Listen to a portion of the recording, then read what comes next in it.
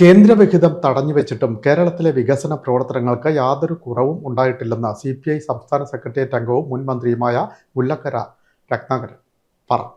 യാതൊരു ഐഡിയോളജിയും ഇല്ലാത്ത കോൺഗ്രസിന്റെ കുടുംബാധിപത്യം ആ പാർട്ടിയെ ഇല്ലാതാക്കുമെന്നും മുല്ലക്കര രത്നാകരൻ ചേർത്തലയിൽ പറഞ്ഞു. കേരളത്തിൽ വെളിച്ചത്തിന്റെ പ്രശ്നമുണ്ടോ? ഇല്ല. കേരളത്തിൽ കുടിവെള്ളത്തിന്റെ പ്രശ്നമുണ്ടോ? മിക്കവാറില്ല. കേരളത്തിൽ വിദ്യാഭ്യാസത്തിന് സ്കൂളിൽ അയക്കാത്ത ഏതെങ്കിലും കുട്ടിയുണ്ടോ? ഇല്ല. കേരളത്തിന്റെ പ്രശ്നം എന്താ? കേരളത്തിന്റെ പ്രശ്നം പുതിയ പ്രശ്നങ്ങളാണ്.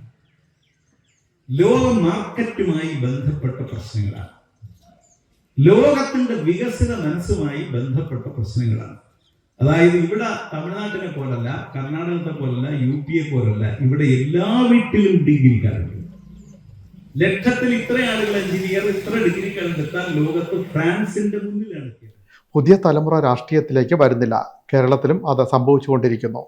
അവർ അതിനേക്കാൾ വർഗീയതയിലേക്കും കലാപത്തിലേക്കും മയക്കുമരുന്നിലേക്കും സഞ്ചരിച്ചുകൊണ്ടിരിക്കുകയാണെന്ന് മുല്ലക്കര പറഞ്ഞു. മുന്നിൽ പോയ തലമുറ ചോരയും ജീവനും പ്രാണനും കൊടുത്ത് കെട്ടിപ്പടുത്തിയതാണ് കേരളത്തിലെ ഇടതുപക്ഷ ബോധം. ആ ബോധത്തെ തകർത്ത് കളയുന്ന ഏത് ശക്തികളെയും പാരമ്പര്യം കൊണ്ട് തോൽപ്പിക്കുവാൻ ഇടതുപക്ഷത്തെ വിജയിപ്പിക്കണമെന്നും മുല്ലക്കര പറഞ്ഞു. തെരഞ്ഞെടുപ്പ് കമ്മിറ്റി പ്രസിഡന്റ് MC സിദ്ധാർത്ഥൻ അധ്യക്ഷത വഹിച്ചു. സെക്രട്ടറി B ഷാജിമോഹൻ സ്വാഗതം പറഞ്ഞു.